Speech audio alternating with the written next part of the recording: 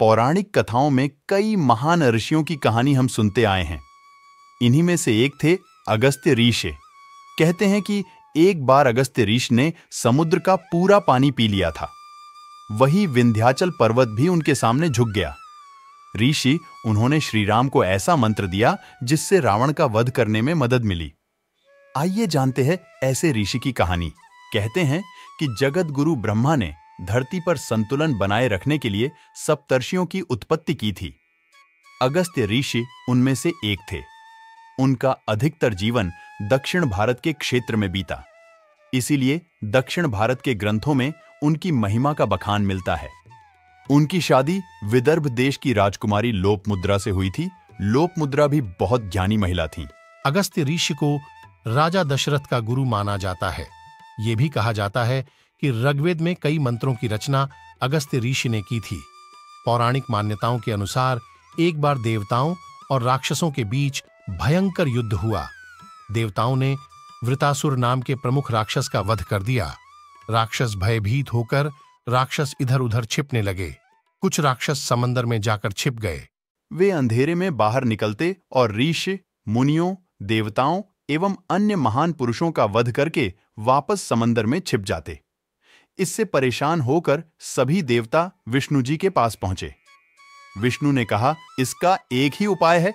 अगर सारा समुद्र सूख जाए तो राक्षस बाहर आ जाएंगे। इस काम में सिर्फ एक ही महापुरुष मदद कर सकते हैं, वो हैं अगस्त्य ऋषि। इसके बाद सभी देवता अगस्त्य ऋषि के पास पहुंचे और अपनी चिंता बताई। ऋषि अगस्त्य ने उनकी बातें सुनी और उनके साथ चल दिए। अगस्त्य ऋषि ने समंदर का सारा पानी पी लिया। फिर छिपे हुए राक्षस नजर आ गए और देवताओं ने उनका वध कर लिया। जब समंदर पूरा सूख गया तो देवताओं ने अगस्त्य ऋषि से पानी वापस भरने की अपील की, मगर अगस्त्य ने उनके सामने हाथ जोड़ लिए और कहा कि ये उनके बस का नहीं है। धरती पर अकाल का संकट आ गया। सभी देवी देवता वहां ब्रह्मा जी के पास पहुंच गए। ब्रह्मा ने कहा कि जब भागीरथ धरती पर स्वर्ग से गंगा लाने की कोशिश करेंगे तब समुद्र फिर पानी से भर जाएगा। अगस्त्य ऋषि से जुड़ी एक और कथा है। कहते हैं कि एक बार भारत के मध्य में बसे विंध्य पर्वत को मेरु पर्वत से जलन हो गई। वह मेरु पर्वत जितना बड़ा बनना चाहता था। विंध्य पर्वत ने खुद को इतना ऊंचा उठा लिया कि वो आसमान तक जा पहुंचा। इससे सूरज चंद्रमा सारे छिप गए और धरती पर अंधेरा छाने लगा। तब कुछ लोग अगस्त्य ऋषि के पास आए और इसका उपाय निकालने के लिए कहा। अगस्त्य ऋषि उस समय उत्तर भारत में रहा करते थे।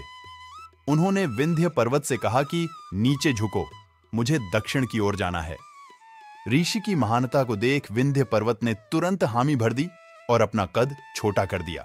धरती पर फिर से सूरज और चंद्रमा चमकने लगे।